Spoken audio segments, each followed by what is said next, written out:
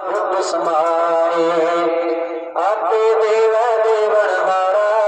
तिस आज्ञा ले तिस कचारा आपे बख्शे शब्द मिलाए तिसका शब्द ठाए जियो पिंड सब है तिस तेरा सच्चा साहिब ठाकुर मेरा नानक गुरबाणी हर पाया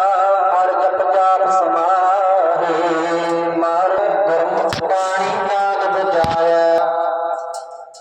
गुर की साखी अमृत पाखी सच्चा शब्द सच सुपाखी सदा सच रंग रता मन मेरा सच्चे सच समाएगा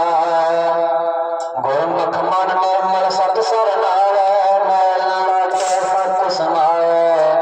सच्चू सच कमाया सबने सच्ची पद पदड़ाएगा गुरमुख सच पैणी गुरमुख सच नैणी